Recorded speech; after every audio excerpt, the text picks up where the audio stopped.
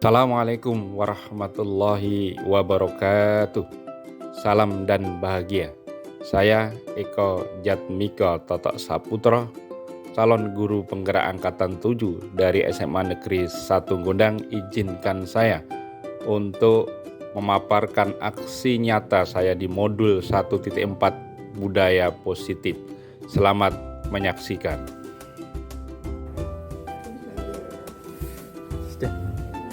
Oke, Bapak Ibu, mari kita mulai. Assalamualaikum warahmatullahi wabarakatuh.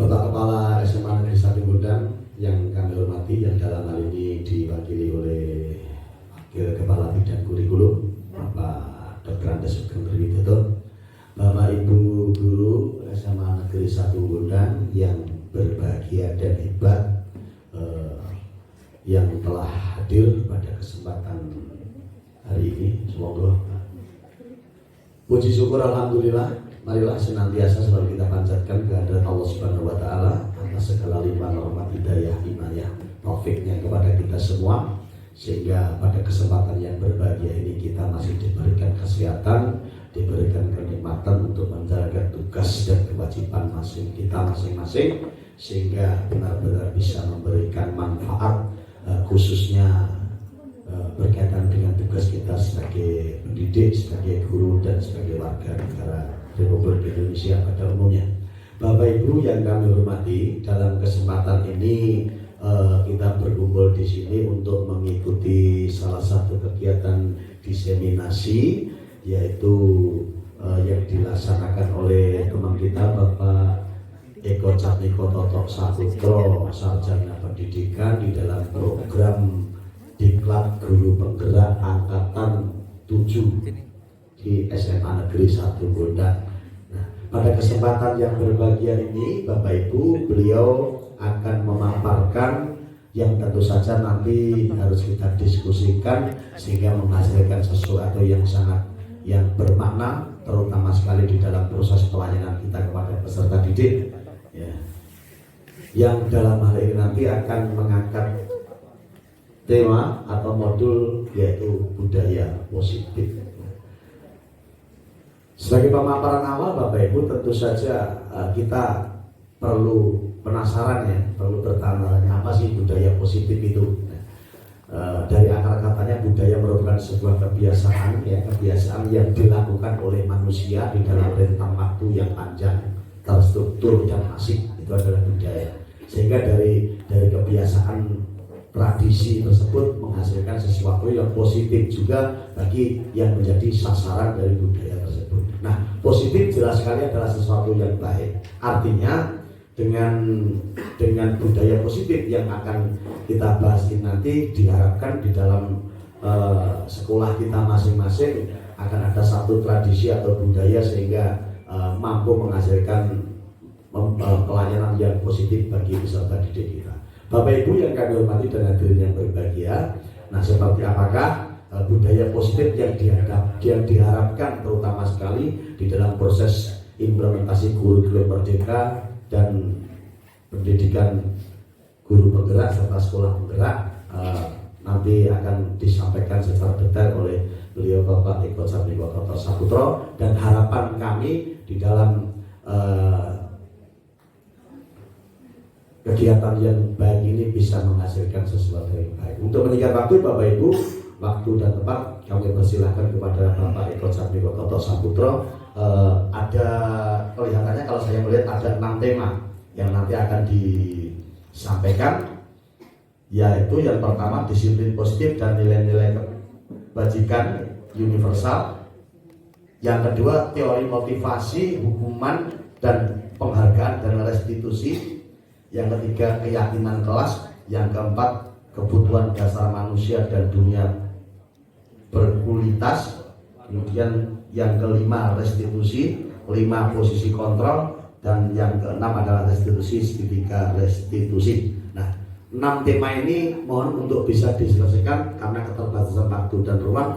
Itu 30 menit Pak untuk bisa menyampaikan 6. Itu maksimal, kalau bisa 20 menit. Sehingga mohon bisa disampaikan secara singkat, padat, dengan cara yang sama dan dalam tempo yang sesingkat-singkatnya. Demikian waktu dan tempat. Ya. Oh iya, iya. Untuk menyingkat waktu, marilah bersama-sama agar kegiatan ini bisa bermakna, kita buka acara pagi ini dengan bacaan basmalah bersama-sama. Selanjutnya waktu dan tempat kami sampaikan kepada yang terhormat Bapak Eko Jatmiko Toto Saputro sebagai narasumber untuk bisa menyampaikan materi dengan sebaik-baiknya. Monggo kami persilakan. Terima kasih Pak Hartono, SSN. Assalamualaikum warahmatullahi wabarakatuh. Waalaikumsalam warahmatullahi wabarakatuh. Semangat pagi. Pagi, luar biasa. Luar biasa. Salam dan bahagia Bapak Ibu guru hebat. Yang pertama, marilah kita senantiasa memanjatkan rasa syukur kita terhadap Allah Subhanahu wa taala, Tuhan Yang Maha Esa, karena pada kesempatan pagi hari ini kita masih diberikan kesehatan, masih diberikan kekuatan untuk bisa melaksanakan aktivitas.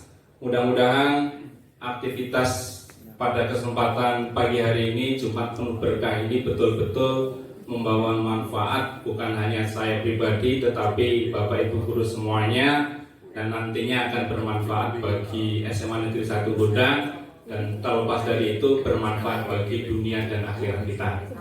Yang kedua, saya mengucapkan terima kasih kepada Bapak Ibu guru semuanya yang telah berkenan hadir di sela-sela mungkin kesibukan Anda dalam mengelola pendidikan, terutama di SMA Negeri 1 Gondang, masih bisa menyempatkan diri untuk melaksanakan acara diseminasi atau pengimbasan dari modul 1.4 budaya positif.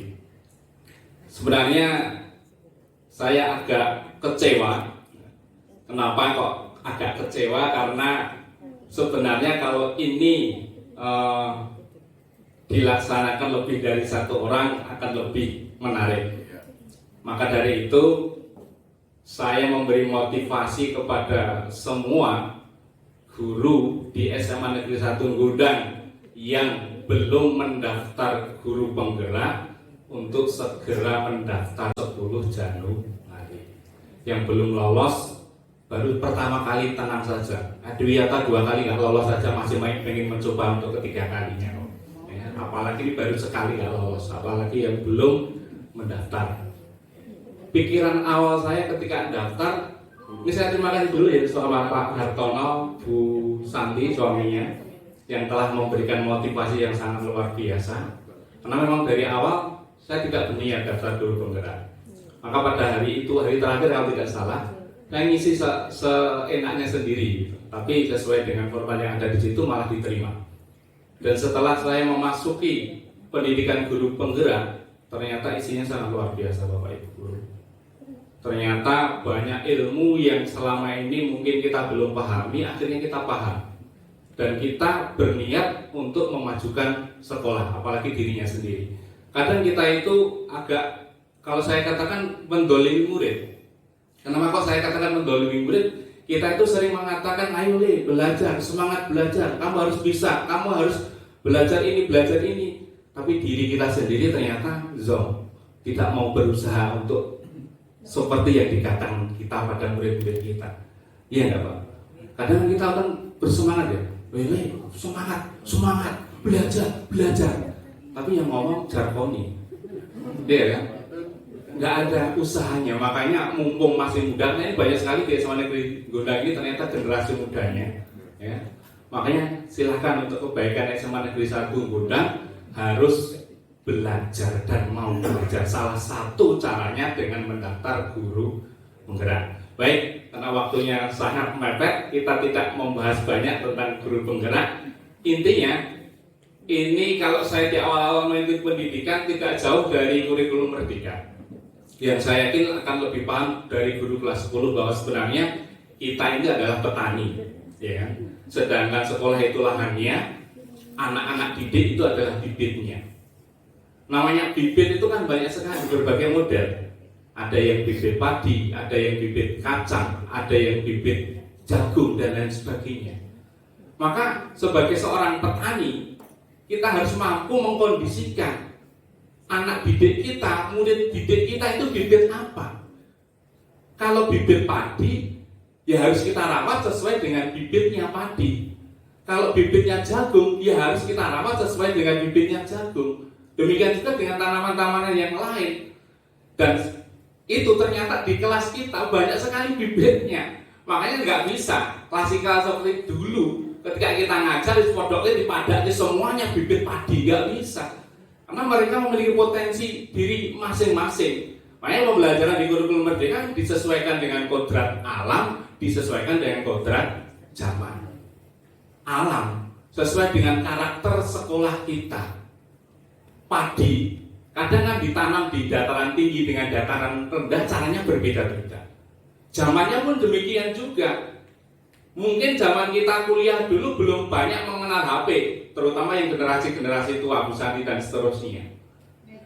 Tetapi ternyata sekarang HP itu sudah jadi kebutuhan.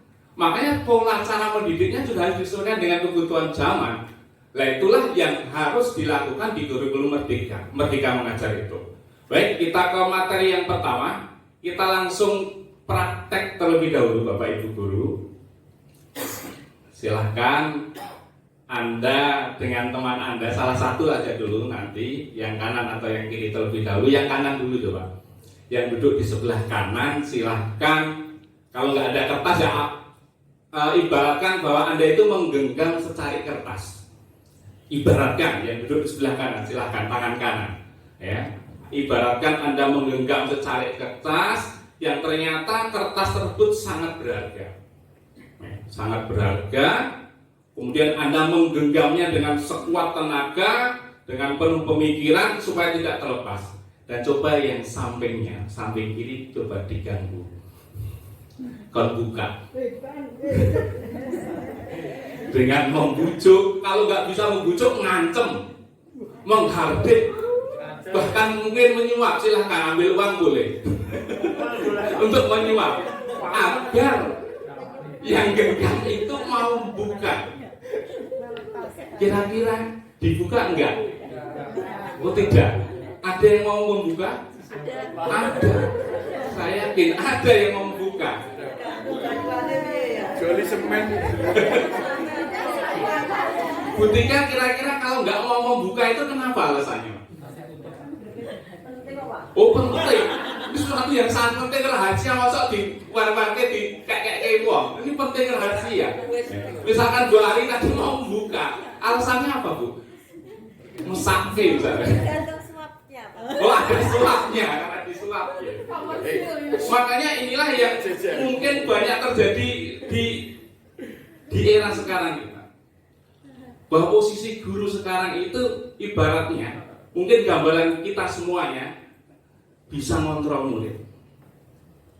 Sehingga ketika perintah kemudian murid melakukan, oh berarti aku guru saya itu bisa mengontrol murid. Penguatan positif efektif itu bermanfaat. Kandani manut, wah aku guru ini sopo. Ya kontrolnya kan seperti itu. Kritik dan membuat orang merasa bersalah itu menguatkan karakter. Kandani ini kandani kamu ini misalkan. Akhirnya terus nurut. Oh ternyata anak ini gara-gara nasihat saya, setelah saya berikan informasi, saya berikan penekanan seperti ini, akhirnya nurut. Berarti saya sukses. Orang dewasa memiliki hak untuk memaksa. Orang tua ternyata bisa maksa anak. Ini kebanyakan prinsip kita, betul tidak? Betul. Tapi realitanya ternyata apakah seperti itu? Ternyata tidak. Tadi saya berikan gambaran seperti Anda menggenggam. Ini kan konsep. Mungkin ketika murid mau melaksanakan perintah,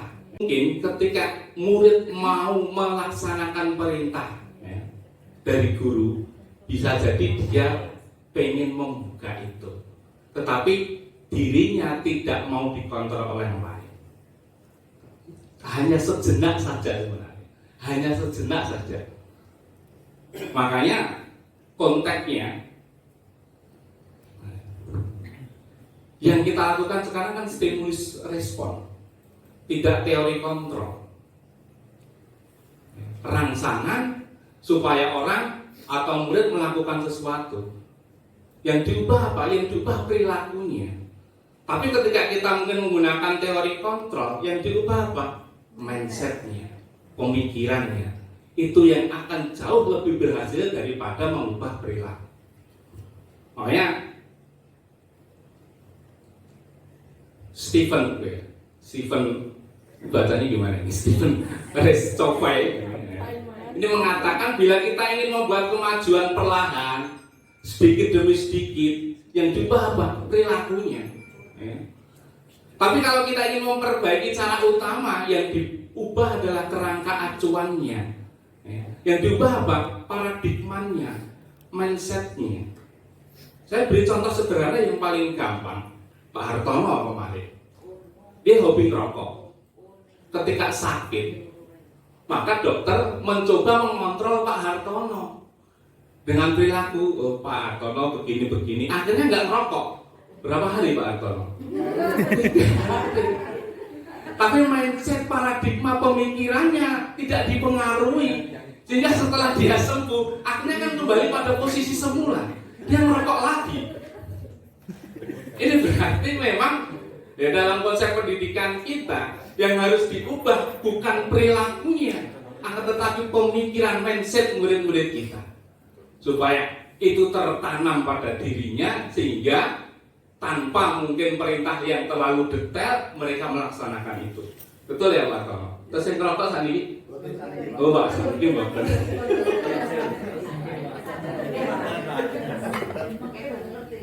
Demikian juga dengan disiplin, ini kan sama. Jadi kalau kita mau bahas disiplin, arti dasarnya kan sebenarnya konotasinya bagus. Disiplin diri dari murid-murid Socrates dan Plato, ahli filsafat zaman dulu.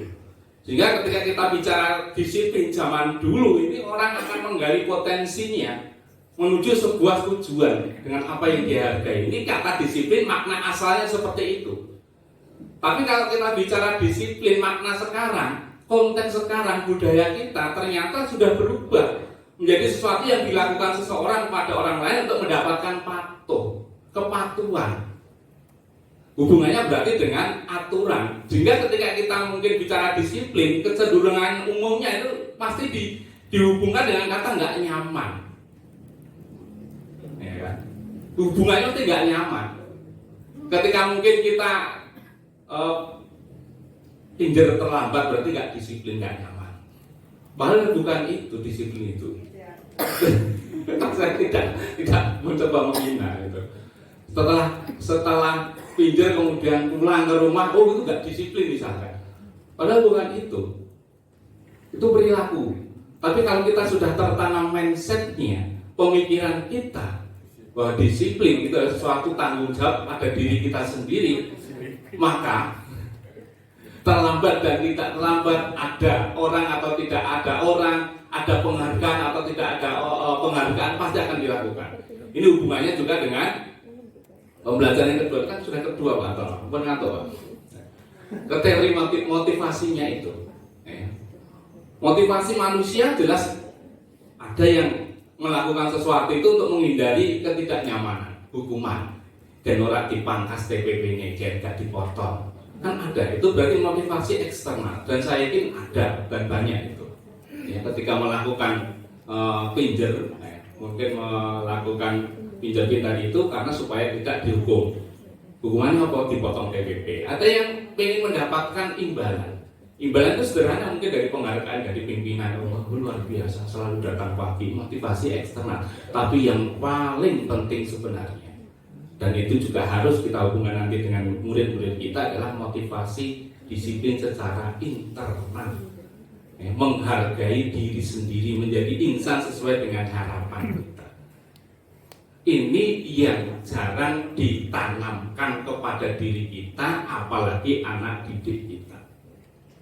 Nanti kalau kamu terlambat ngisi KPS, kalau KPS sudah 100 misalkan, nanti ada panggil sebelum 100, ada panggilan orang tua pertama, ada panggilan kedua, ada panggilan ketiga. Kalau sudah melebihi 100, keluar.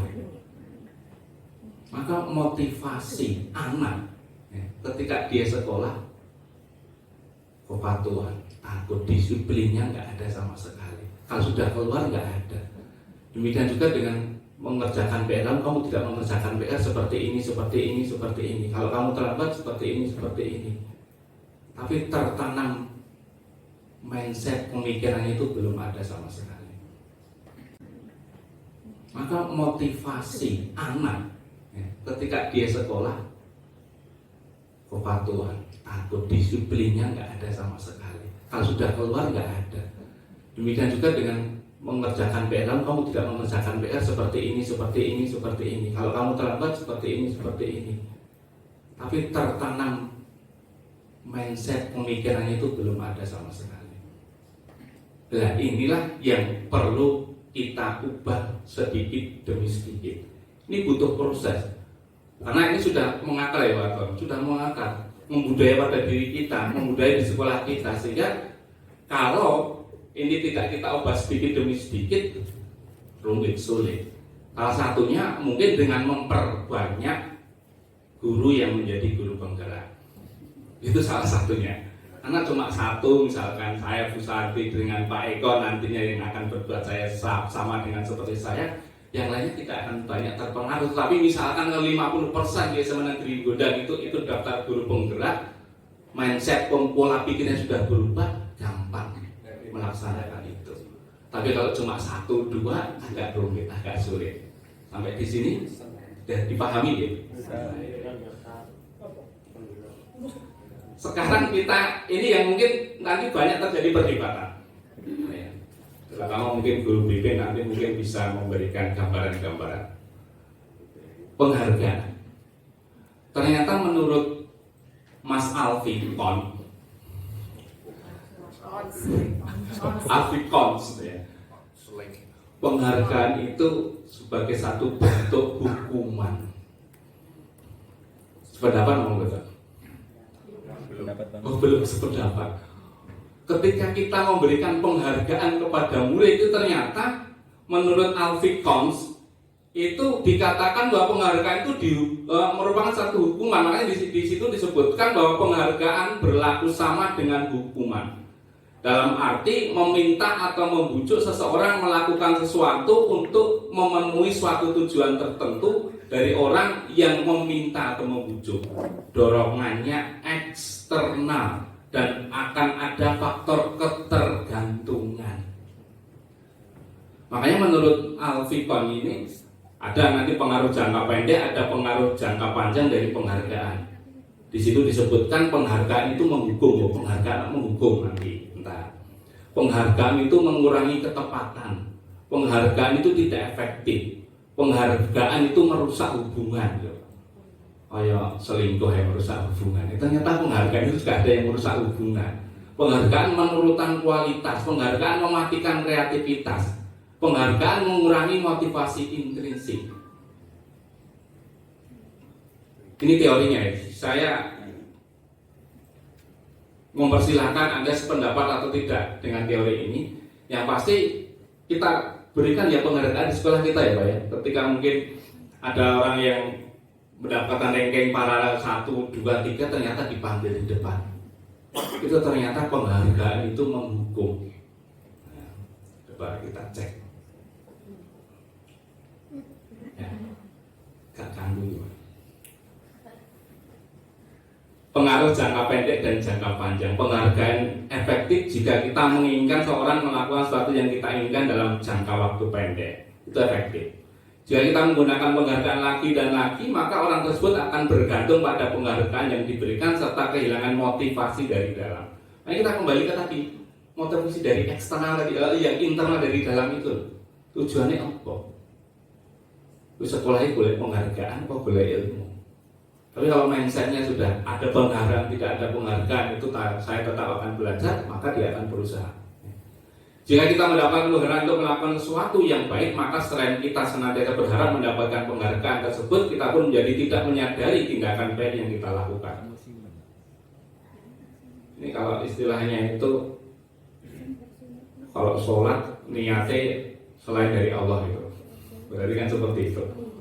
Golek pahala. Padahal niatnya kan ikhlas lillahi ta'ala. Tapi realitanya banyak dari kita itu sholatnya gen sugih, gen iso nyarutan, gen dapat jodoh, ya beli kamu kita dari rumah dan seterusnya. Nah ini yang harus kita ubah gitu. Baik, ini saya yakin tidak terlalu penting. Nih dulu yang penghargaan menghukum. Nah, ada pernyataan bahwa penghargaan ini ternyata menghukum. Penghargaan menghukum mereka yang tidak mendapatkan penghargaan. Misalnya dalam sistem ranking peringkat, mereka yang mendapat ranking kedua merasa paling dihukum. Apa mana sih paling carry? Ya kan, yang kedua aja merasa dihukum, apalagi yang peringkat terakhir. Makanya ketika mungkin diumumkan, itu mungkin ranking 1, 2, 3 bahagia. Tapi bagaimana perasaan mereka yang rankingnya paling bawah? Maka konteks bahwa betul penghargaan itu menghukum siapa? Menghukum yang nggak dapat ranking. Ya kalau mungkin akhirnya perasaan mereka yang rankingnya paling bawah. Maka konteks bahwa betul penghargaan itu menghukum siapa? Menghukum yang nggak dapat ranking. Ya kalau mungkin akhirnya mereka termotivasi untuk berbuat lebih baik. Wah ini kan nggak ada aku cakong ini, jangan kau ini yowis. Kan nggak ada motivasinya sama sekali. Karena merasa terhukum. Wah ini sakit itu yowis. Makanya jangan suka membanding-bandingkan. Dalam keluarga konteks anak pertama dan kedua dibanding-bandingkan. Dalam konteks kelas pun jangan suka membanding-bandingkan. Bapak kepala sekolah pun mungkin kalau ada jangan suka membanding-bandingkan antara guru satu dengan yang lainnya. Antara gudang dengan Seloko Imo itu jangan dibanding-bandingkan. Karena akan merusak penghargaan ini, menghukum. Ketika kita mungkin mengunggulkan Seloko Imo berarti guru-guru gudang akan tersakiti. Ya begitu enggak sih gini. Jangan begitu. Ini memberikan contoh bukan mengingat. Memberikan penghargaan dan hukuman adalah hal yang sama karena keduanya mencoba mengendalikan perilaku seseorang. Ya, ketika kita memberikan penghargaan berarti kan mengendalikan supaya kamu berbuat seperti ini. Motivasinya motivasi eksternal bukan internal. Jika suatu penghargaan diharapkan namun Anda tidak mendapatkan Anda akan merasa dihukum. Ini gambaran. Artinya berapa menit Pak? 15 menit lagi Pak. Makanya yang paling penting adalah motivasi dari dalam, intrinsik. Ya, saat seorang anak belajar untuk pertama kalinya menggabungkan huruf dengan kata yang punya anak kecil, serta menyadari bahwa ia dapat membaca, timbul pijar di matanya dan sebuah senyuman di wajahnya. Anak tersebut begitu gembira bahwa ia telah mempelajari dan menguasai suatu keterampilan baru. Kesadaran akan kemampuannya bahwa dia sudah dapat membaca sesungguhnya sudah merupakan sebuah penghargaan. Senang. Jika kita memberikan penghargaan kepada seorang anak pada saat dia sedang merasa bangga dengan pencapaiannya sendiri, maka kita akan mengambil kegembiraan yang saat itu sedang dirasakan secara alamiah. Kalau sudah berhasil, silakan. Penghargaan berupa verbal boleh wasaman. Tetapi nih, nah lalu yang kayak itu terus piye caranya ini? Bentuk apresiasi kebajikan dari sebuah penghargaan, pengakuan itu bisa dilakukan secara khusus, bisa dilakukan secara pribadi. Ingin manggil orangnya secara langsung. Intinya walaupun sebenarnya kodratnya manusia itu senang dipuji, iya kan? Dilem itu senang banget, helm nanti sesat. Apalagi wanita di lucu ayo mentok hari ini luar biasa. Nah itu sama mana Dewi. Tapi yang perlu diperhatikan sebagai seorang guru ketika kita memberikan penghargaan, memberikan apresiasi, jangan hanya anak itu saja. Yang lain itu juga butuh apresiasi. Bahkan ketika mereka berbuat kesalahan, itu juga perlu kita apresiasi. Misalkan guru kimia atau mungkin guru fisika, ternyata murid yang praktek ada yang gagal. Dan kegagalan itu jangan kemudian dijatuhkan, tetapi kita beri apresiasi. Apresiasi apa? Langkah yang sudah dia lakukan kan mungkin ada yang sudah berhasil. Nah itulah yang mungkin perlu kita apresiasi. Jangan menjatuhkan. Wah ini bom, faktor zonasi ya ini gimana? Mohon maaf ya. Keban zonasi. Pikirannya enak ya guru bom dolanan HP. Tapi ketika mungkin kita berikan apresiasi secara verbal, walaupun dia berbuat gagal, akan menumbuhkan semangat dalam diri anak. Makanya beri pengakuan kepada semua murid, jangan hanya itu saja.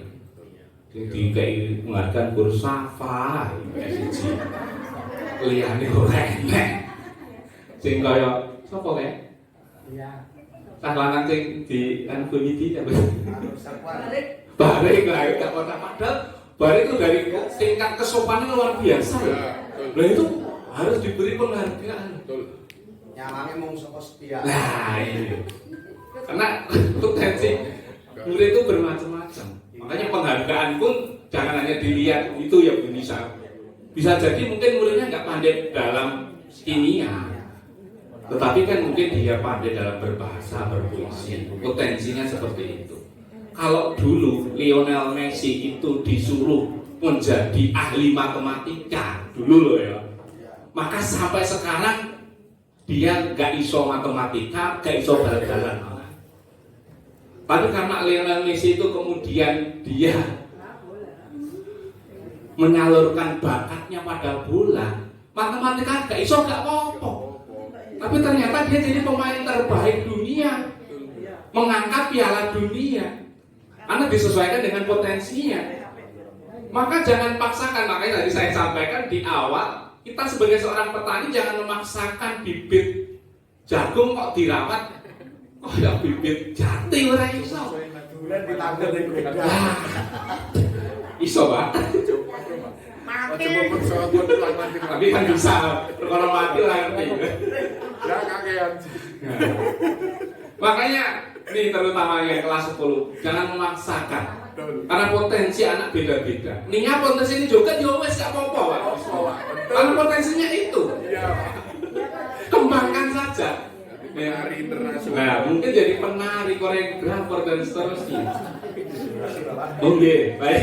Terima kasih, Pak. Tapi yang paling penting, yang harus kita beri penghargaan ini sebenarnya bukan hasil akhirnya, tapi prosesnya. Nah, di sini fokus pada proses ketika memberikan penghargaan. Baik. Maka ini contohnya. Kemarin saya perhatikan, wah, apa yang kamu lakukan itu luar biasa. Ternyata rasa empatimu, rasa simpatimu terhadap teman sangat luar biasa. Nah, ini kan berarti prosesnya yang diberi penghargaan, bukan hasilnya. Kita lanjut untuk pertanyaan.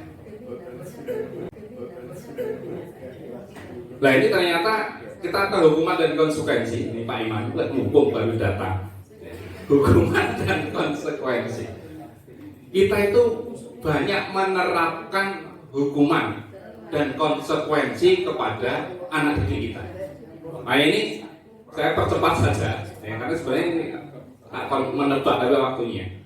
Mencatat 100 kali ke dalam buku dengan kalimat saya tidak akan terlambat lagi, saya tidak akan terlambat lagi, termasuk hukuman. Pernah melakukan ini Bapak Ibu Guru?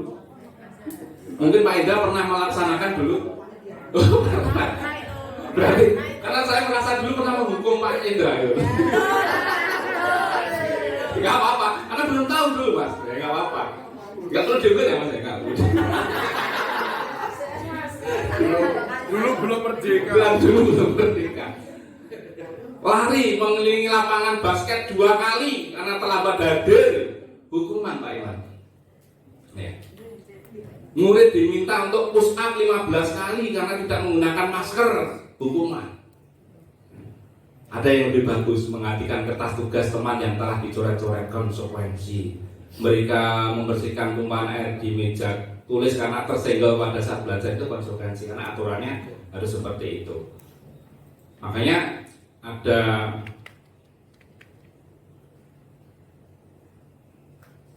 yang lebih bagus yaitu restitusi. Kalau restitusi ini saya lihat sudah banyak sudah diterapkan, terutama yang sering menerapkan itu kalau tidak keliru guru biologi kelas 12. Bu Alpan urusan restitusi. Restitusi seperti apa nanti belum terkonggoni nanti ada bagian akhir. Artinya restitusi itu bukan untuk nebus kesalahan, tapi belajar dari kesalahan. Belajar dari kesalahan. Makanya yang kemarin ikut nonton di channel YouTube saya, restitusi Oga Berkomento itu langkahnya seperti itu. Ya, dipanggil, misalkan terlambat, gunakan harapan tidak, dipanggil secara sendiri. Ikut pelajar silakan, monggo silakan ikut pelajaran dulu selesai.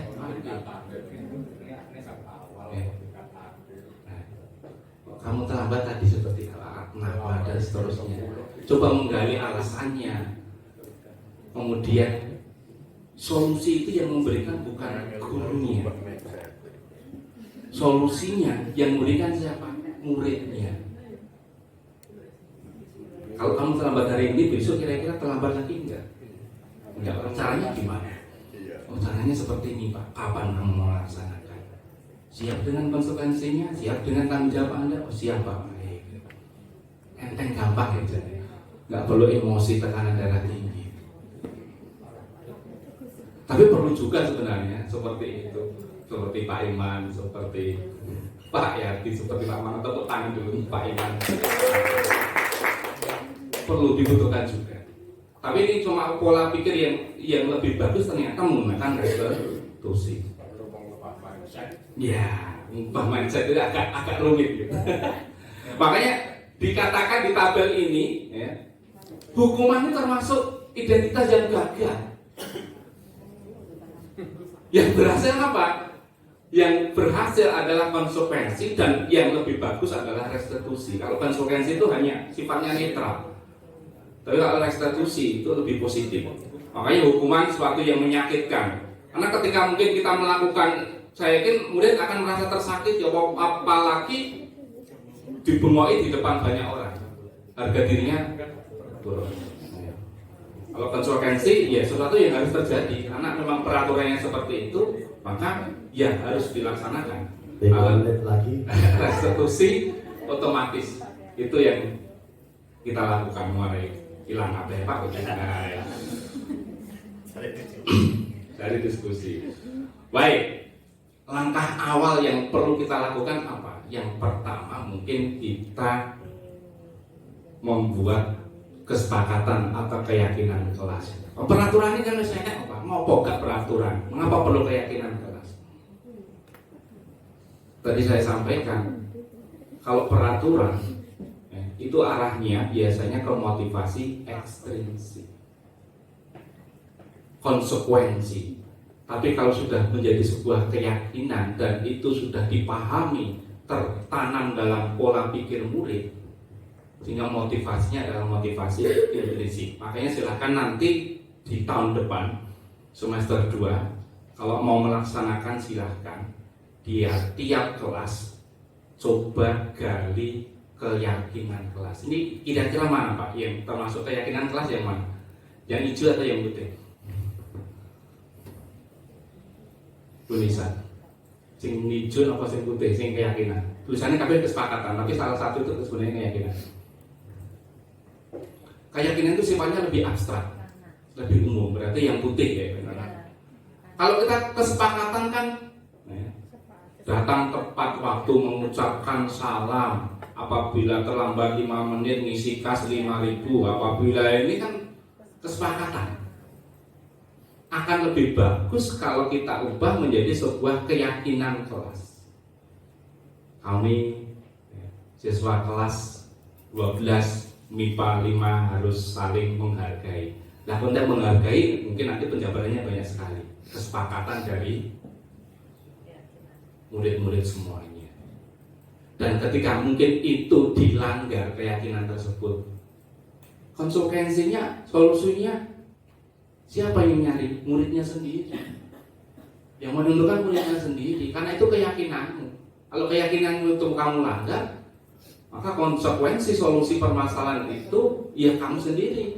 Tapi misalkan tidak tahu ya, kita sebagai seorang guru mengarahkan ke arah yang lebih baik. Ini nanti mungkin bisa diterapkan.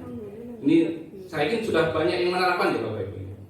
Di awal pembelajaran kan biasanya kontrak belajar itu perlu, dan keyakinan kelas juga perlu. Dan kalau itu sudah nanti bisa diterapkan, mungkin dibuat MMP ditambah di kelas. Dan itu sudah berubah-ubah, artinya mungkin ternyata ini belum masuk, nanti ditambah lagi dan seterusnya. Baik. Selesai Pak. Entah. Sehingga kalau tadi sudah dilaksanakan peraturan kelas, dari peraturan kelas, kesepakatan tadi menuju ke keyakinan kelas, mindsetnya berubah, artinya sekolah itu sudah berbudaya, mindsetnya sudah berubah, sehingga mungkin lingkungannya aman dan nyaman untuk pembelajaran. Gak ada bullying lagi, gak ada yang mungkin guru yang menghukum murid lagi, karena lingkungan sudah aman dan nyaman, sehingga akan tercipta budaya positif di sekolah tersebut. Pak Bang, ini Pak sih ya? Oh singkat, baik. Iki marai koro-koro wong siji yang ini gitu. Ini Bu Santi sama Pak Eko ikut tentang sobat.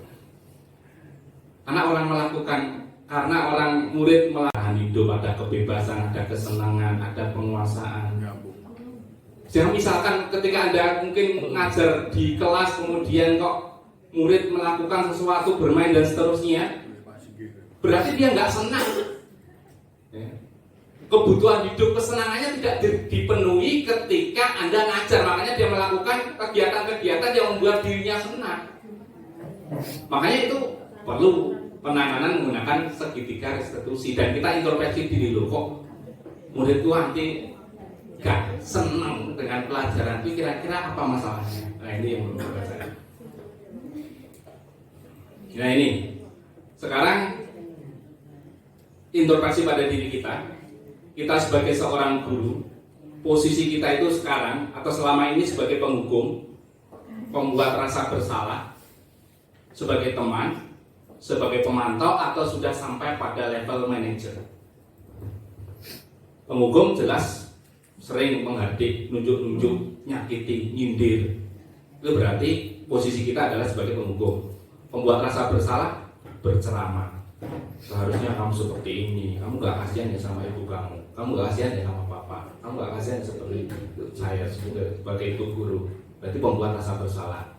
Teman dirangkul konco, membuat alasan-alasan untuk muridnya. Padahal yang kudu ini di KPS adalah tenang wae, enak aku aman bapak itu, berarti sebagai seorang teman.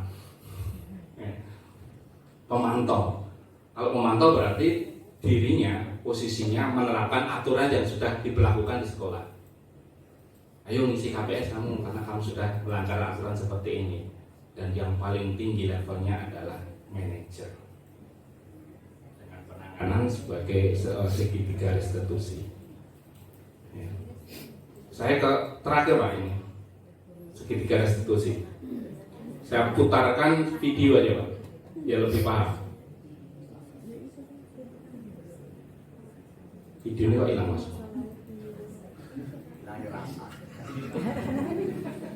Saya Mas. Mulai. Tenang. Terus snack. Mohon maaf ini nanti snacknya.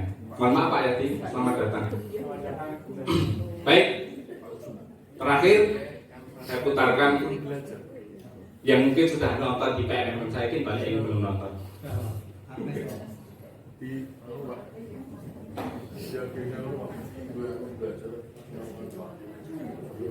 Belum masuk ya? Nah, saya masukkan dulu.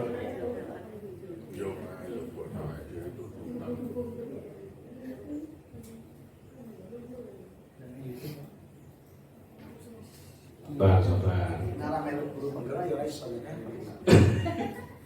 Enggak juga Mas. Terlalu berlebihan Anda.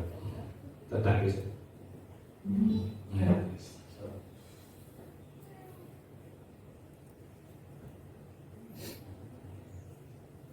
Terima kasih Pak Kusuma atas materi kanvanya sudah saya praktekkan.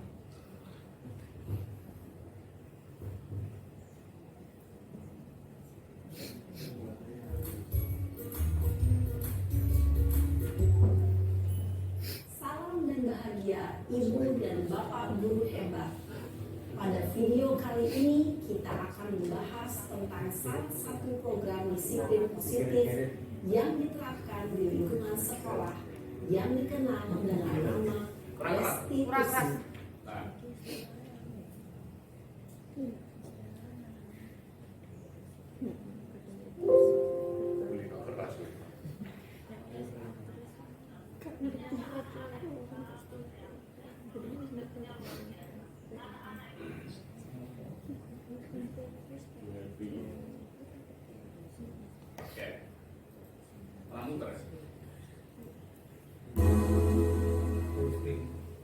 Restitusi dikembangkan oleh pakar pendidikan.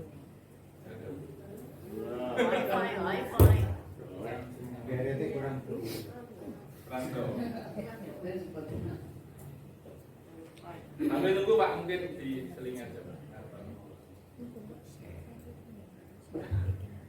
Ditunggu aja itu videonya Pak. Ya Bapak Ibu.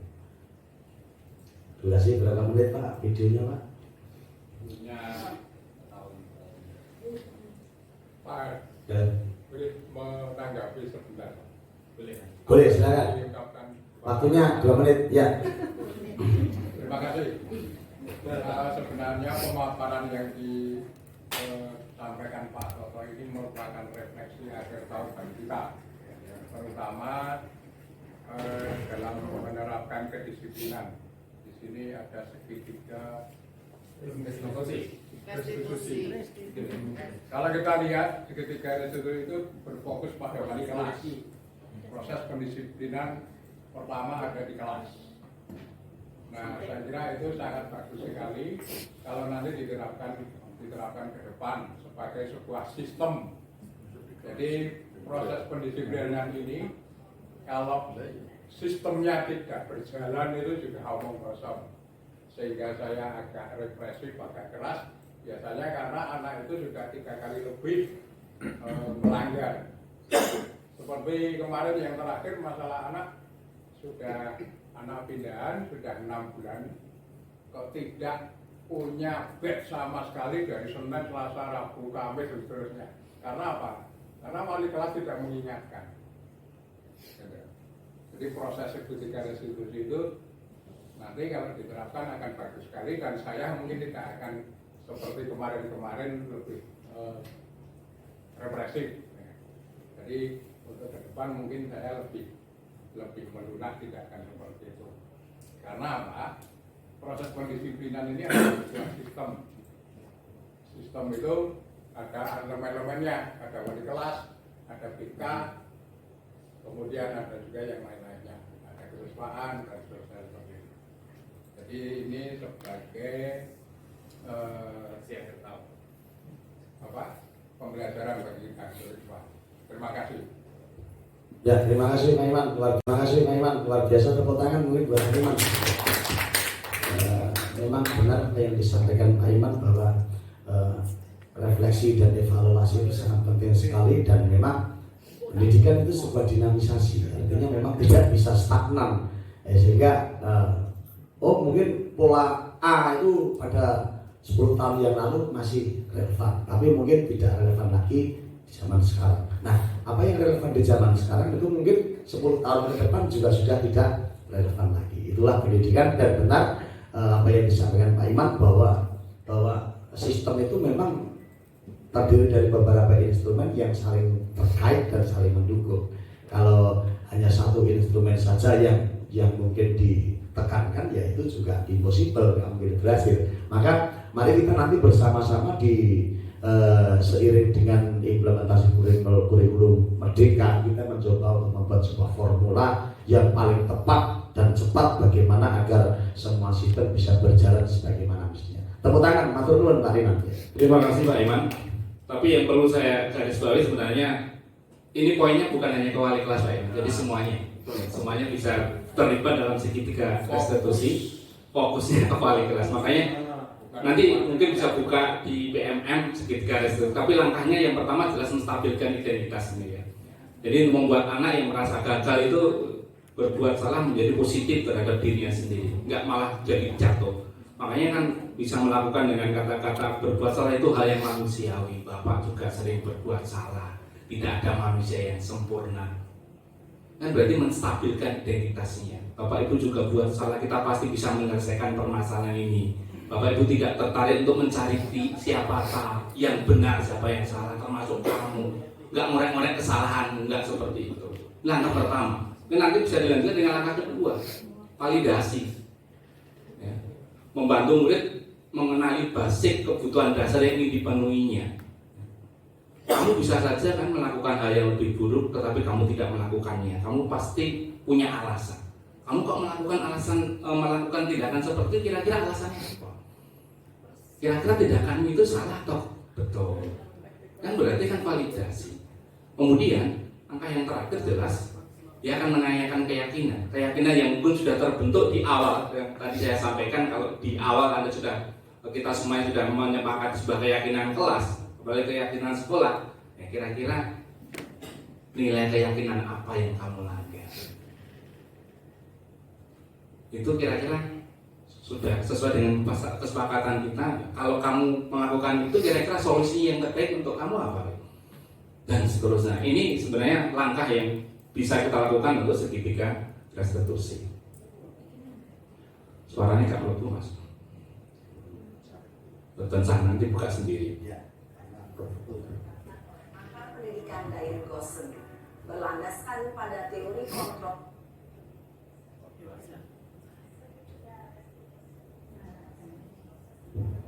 dijalankan oleh guru atau orang tua agar dapat menghasilkan murid yang menjawab. Pada saat guru di posisi manajer, aspek yang dikembangkan pada murid adalah motif, sehingga Bisa disampaikan secara resume mungkin Pak ya. Ya nanti. Mungkin yang lain kita hormati. Ya sebelum nanti ada forum tanya jawab. Nah, ini sudah langsung. Udah langsung. Oke, Bapak Ibu sambil untuk mengefektif dan efisienkan waktu kita langsung menuju. Tapi sebelumnya applause dulu dong buat narasumber kita. Luar biasa sekali ternyata. Ini benar-benar saya kira. Maka ya memang benar siapa yang dicanangkan pemerintah ketika kepala sekolah itu harus dari guru penggerak, memang ya harusnya seperti itu karena di situ sudah teruji sekali kompetensi dan kemampuan memanajerial terutama di dalam forum ini luar biasa sekali. Bapak Ibu yang kami hormati, langsung masuk kepada sesi kedua.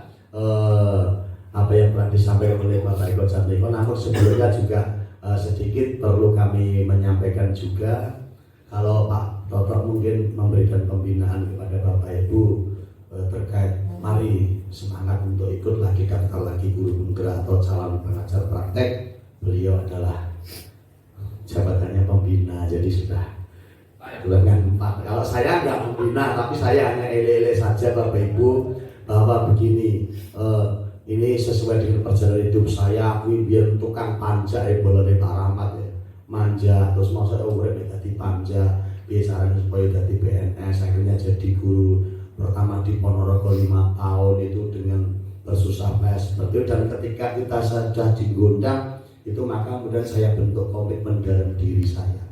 Maka kadang-kadang saya berkelakar jadi guru penak, dan memang penak ya kan. Nah dibandingin tukang gerut, tukang ngerek, tukang gampung atau tukang garpu.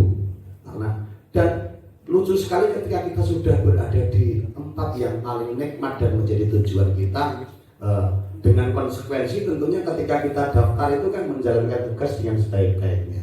Maka lucu sekali ketika saya pernah mendengar saya mau ikut guru penggerak tidak diizinkan oleh suami saya. Harusnya suamimu tidak mengizinkan kamu jadi PNS. Jadilah ibu rumah tangga yang baik, jangan jadi guru. Karena lucu sekali ketika kita sudah sepakat menjalankan tugas baik-baiknya, terus bojone aku nek dadi ngene gak diizinke kalau bojomu aja itu ngizinke kowe dadi PNS, harusnya seperti itu. Itu yang pertama. Kemudian yang kedua, aku repot bla bla bla. Nek kira-kira repot nggih aja dadi guru. Jadi swasta itu kan kita sendiri yang mengatur. Tapi kalau tidak mau diatur dan tidak mau diperintah, ya jangan jadi apa guru gitu. Karena begini Bapak Ibu, ini menurut pendapat saya loh, dan saya pasti banyak salahnya.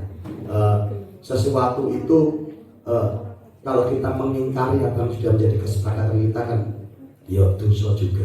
Kecuali memang kita sudah berusaha tapi ternyata hasilnya mentok, itu beda lagi urusannya. Oke Bapak Ibu, terima kasih, ini hanya intermezzo saja, tapi yang jelas monggo lah kita, kalau kita memang merasa jadi guru yang baik, ya jangan pernah menolak tugas, intinya seperti itu. Dan saya secara pribadi enggak pokoknya apapun risikonya itu memang tugas akan saya kerjakan dengan semampu dan sebaik-baiknya.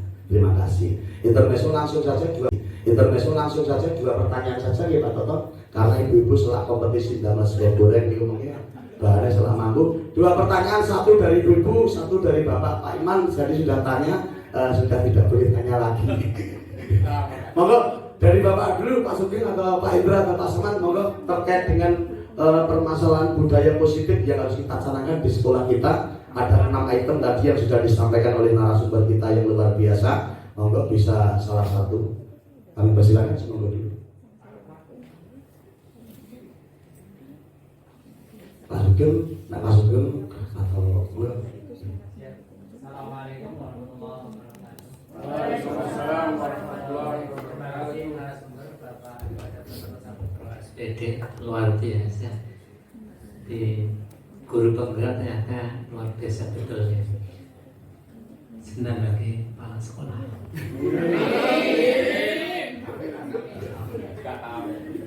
Amin juga aku bangga. Amin. Baik Bapak Ibu, saya tidak menyampaikan satu pertanyaan, cuman kalau kita dengarkan, kita perhatikan, kita ikuti bersama dari paparan Bapak Eko Janto Saputra tadi, hampir semuanya itu ada pada diri kita semuanya, baik kelebihan, kekurangan dan sebagainya. Nah menurut saya yang perlu kita rubah mindset kita ke depan dan memposisikan dari bagian perubahan di sekolah SMA 1 Mundang ini, kita menjadi elemen yang ikut merubah dan berubah menjadi budaya positif, bukan hanya pada siswa tapi seluruh sivitas SMA 1 Mundang ini, agar kita lebih baik, bukan hanya pada guru tapi siswa dan semuanya. Kenapa demikian? Ya, tadi singkat saja, sederhana saja bahwa kita tidak menghukum, kita tidak mengadili, kita tidak akan meminta kecuali kita melakukan apa yang bisa kita lakukan untuk bisa yang lebih baik lagi. Kalau misalkan dikehendaki refleksi sampaikan Pak Iman tadi, itu bagian dari untuk kita mau berubah. Kalau kita ingin baik, otomatis kita harus berubah. Tidak ada kata terlambat dan tidak ada kata tidak mungkin bahwa sesuatu bisa kita mulai dari yang sangat sederhana, dimulai dari diri sendiri dan dimulai dari sekarang juga. Tanpa ada ketika kontrim maka tidak akan terwujud semua. Sekali lagi ini satu permohonan gambar sederhana saja. Terima kasih. Assalamualaikum warahmatullahi wabarakatuh. Satu langsung dijawab atau dua sekalian?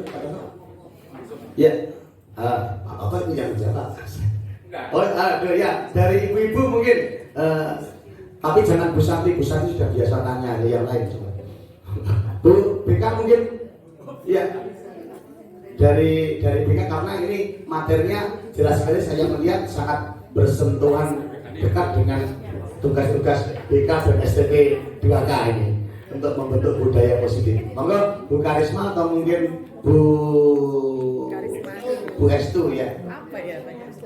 Sing masalah konsumsi ya. Sing masalah. Assalamualaikum warahmatullahi wabarakatuh. Terima kasih untuk kesempatan yang diberikan. Terima kasih juga untuk penyampaian materi yang sangat bermanfaat dari Bapak Eko Janto Saputra. Hal-hal yang disampaikan itu menurut saya selama menjadi guru BK di SMA Negeri 1 Bondan, atau selama saya kuliah dulu, itu sangat relevan dengan konsep-konsep paradigma yang dikembangkan dalam konsep kurikulum merdeka itu benar-benar sangat relate dengan konsep bimbingan konseling. Jadi ketika saya mendapatkan ilmu dalam perkuliahan saya sebagai guru BK dan dihadapkan dengan kenyataan di sekolah, itu sebenarnya sangat pergolakan batin. Tapi alhamdulillah ada perubahan kurikulum, perubahan paradigma dan konsep berpikir yang kini sejalan dengan bimbingan konseling atau peran konselor dalam sekolah. Nah, yang menjadi pertanyaan besar saya, kalau tadi Pak Toto sudah menyampaikan langkah konkretnya untuk mengetahui kurikulum merdeka saat ini adalah dengan, yaitu ada panduannya, platform Merdeka Mengajar, itu harus memang benar-benar dilihat kalau ingin menjalankan kurikulum merdeka dengan keseluruhan. Karena kalau tidak paham dari awalnya, maka untuk melakukan atau beraksi itu jelas nanti tidak akan berlandaskan sesuatu yang sudah dibangun kayak gitu. Nah, pertanyaan besar saya, langkah berikutnya, karena kita untuk belajar melihat apa video saja kosek-kosek gitu loh Pak. Sedangkan kurikulum merdeka sudah berjalan. Ini langkah konkret berikutnya bagaimana? Karena kita tetap saja guru BK terutama itu berhubungan dengan banyak pihak. Entah itu dengan wali kelas, entah itu petugas kedisiplinan, guru mata pelajaran, dan tentunya itu dengan siswa. Yang tadi Pak Toto juga menggambarkan bahwa siswa memiliki bibit yang berbeda-beda. Dan cara tumbuhnya, pupuknya pun, hasilnya pun pasti akan berbeda. Pentingnya diferensiasi dalam belajar mengajar seperti itu. Mohon Pak Toto, mohon solusinya agar semua kita, baik saya sebagai guru BK dan teman sejawat, memiliki persepsi yang sama tentang konsep dari kurikulum merdeka ini. Terima kasih. Terima kasih. Tepuk tangan dulu untuk Pak Sugeng. Tepuk tangan dulu untuk Pak Sugeng dan Bu Karisma. Untuk Pak Sugeng hanya penekanan tadi, tapi intinya bahwa sebagai seorang guru memang harus tergerak, bergerak dan menggerakkan. Bergerak, bergerak dan menggerakkan. Maka tentunya ini partisipasi kita semuanya, kita harus berkolaborasi. Kalau perlu, sekaligus dengan menjawab Bu Karisma, waktu 1 minggu ke depan yang kosong itu daripada setelah pinjar pulang kita manfaatkan, kecuali yang cuti loh. Kita manfaatkan semaksimal mungkin untuk buka PMN, kalau perlu diskusi bareng-bareng. Karena ini adalah rohnya, nyawanya kita. Saya gak heran ketika Bapak Ibu guru ngajar kelas 10 tapi buka PMN nggak pernah. Dasarnya dari mana? Makanya sebenarnya kurikulum merdeka itu sudah lengkap, semua yang ada, tinggal buka di PMN. Nah kalau ini mungkin kita sepakati, ini saya nggak tahu kan Pak Kepala juga nggak ada. Harusnya ini sebenarnya bukan hanya gembar-gembor, nanti setelah istirahat kita buka, setelah istirahat kita buka, nggak bakalan bisa. Maka sediakan waktu bareng-bareng bahas materi itu. Kemudian kita refleksikan, kemudian kita laksanakan kalau memang itu merupakan suatu bagian dari kesepakatan kita. Tapi kalau cuma sekedar himbauan saya yakin enggak. Makanya monggo Pak Sugeng, monggo Pak Hartono, monggo Bu Santi sebagai pemilik dana, sediakan waktu untuk itu. Karena ini gua punya PMM itu bukan hanya sehari, mungkin topik pertama di hari pertama, topik kedua, dan itu nggak perlu lama-lama, 1-2 jam cukup. Udah. Nggak perlu dana yo. Itu yang bukan cuma. Dan yang paling penting kalau semuanya mau jadi guru penggerak, berusaha, aman. Dulu konsep saya dari awal takut jadi kepala sekolah, tapi saya agak tenang. Kenapa? Karena dari awal pembukaan sudah disampaikan bahwa kepala sekolah itu wewenangnya kepala daerah, bukan wewenangnya kepala dinas, bukan wewenangnya bupati. Makanya walaupun kita mungkin sudah jadi guru penggerak, tapi yang mungkin Pak Ganjar orang nggak bakalan. Tapi syarat utama jadi kepala sekolah kan guru penggerak. Dulu ada beberapa yang enggak guru penggerak jadi kepala sekolah, kedekatan. Iya, salah satu salahnya seperti itu. Tapi kalau kita nggak berminat nggak masalah sebenarnya. Jadi nggak usah takut kepala sekolah misalnya, nggak usah takut. Yang pasti tadi dari awal saya sampaikan, kita itu dolimi diri sendiri. Kalau kita sering mengatakan kepada anak, kamu harus belajar, kamu harus begini, kamu harus begini, tapi diri kita nggak mau berubah. Maka lebih ekstrim lagi saya katakan, kalau kita ingin rezeki kita berkah, maka jalankan tugas sebaik-baiknya. Salah satunya dengan pengembangan diri, dengan menambah ilmu perbaikan untuk anak didik kita, gitu Pak.